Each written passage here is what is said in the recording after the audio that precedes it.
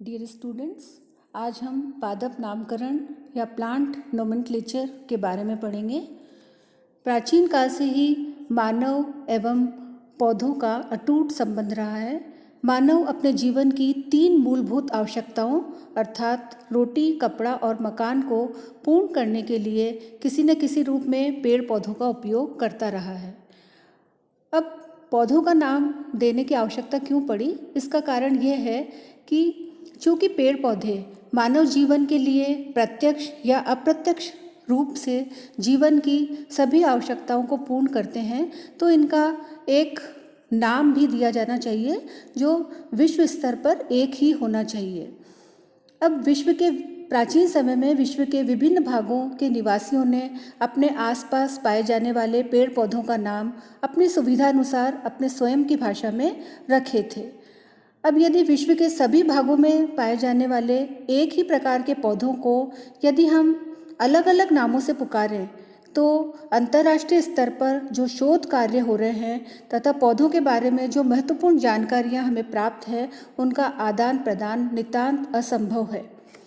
और यदि हम एक ही देश की बात करें, तो एक ही देश में एक ही पौधे को अलग अलग भागों में रहने वाले लोग अलग अलग स्थानीय नामों से पुकारते हैं।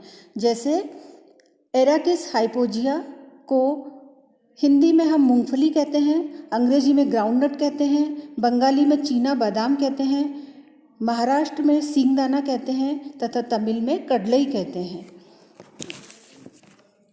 यदि पौधों का केवल स्थानीय नाम होता है, तो वैज्ञानिकों के लिए रिसर्च या शोध करते समय एक असमंजस की स्थिति पैदा कर देता है।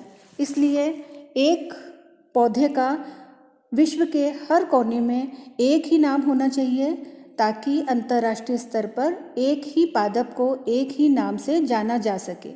इस उद्देश्य के लिए पौधों का वैज्ञानिक आधार पर नाम देने की प्रक्रिया को पादप नामकरण या प्लांट नोमेनक्लेचर कहते हैं।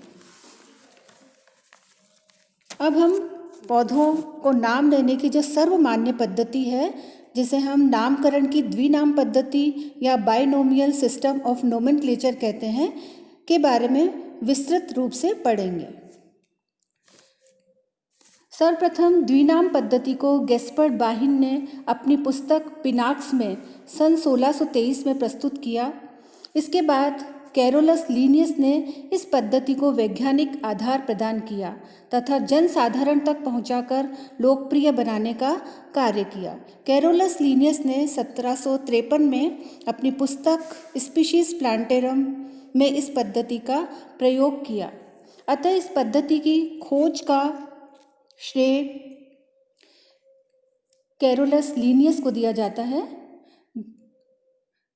यह पद्धति अंतर्राष्ट्रीय स्तर पर सर्वमान्य पद्धति है। इस पद्धति के अनुसार पादप नाम के 2 भाग होते हैं।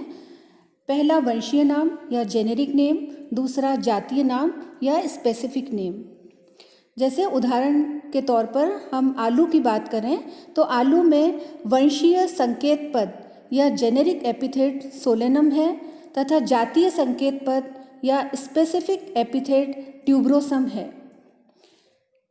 वंशीय संकेत पद या जेनेरिक एपिथेट को अंग्रेजी वर्णमाला के कैपिटल लेटर से या बड़े अक्षर से लिखते हैं तथा जातीय संकेत पद या स्पेसिफिक एपिथेट को अंग्रेजी के स्मॉल लेटर से लिखते हैं।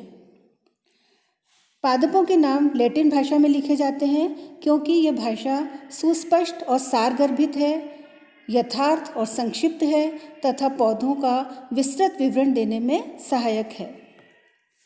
यह कार्य हिंदी की देवनागरी लिपि में संभव नहीं है।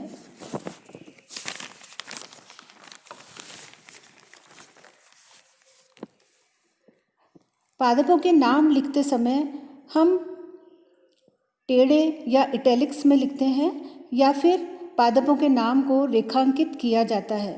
जैसे सोलेनम ट्यूबरोसम, तो इसको हम टेढ़ा करके लिखेंगे, अथवा सोलेनम ट्यूबरोसम को जब हम सीधा लिखेंगे तो सोलेनम के नीचे एक सिंगल लाइन तथा ट्यूबरोसम के नीचे भी एक सिंगल लाइन खींचेंगे। जाति के नाम के बाद विवरणकर्ता व्यक्ति का संक्षिप्त नाम लिखते हैं, जैसे ब्रेसिका कैम्पेस्ट्रिस लिन। यहाँ पर लिन का तात्पर्य लीनियस से है, तो लिन जो है वो लीनियस के संक्षिप्त नाम से है। इस प्रकार से हम देखते हैं कि द्विनाम पद्धति में पादप नाम छोटे और स्पष्ट होते हैं। लैटिन भाषा में लिखे ये नाम विश्व स्तर पर पहचाने जा सकते हैं। एक ही वंश में कई जातियाँ होती हैं तथा प्राचीन व लंबे लंबे विभिन्न नामों की अपेक्षा ये अधिक सरल हैं। कभी कभी स्पीशीज से जाति की विशेषता का भी ज्ञान हो जाता है, जैसे पिटूनिया एल्बा, अर्थात पिटूनिया का रंग श्वेत होता है।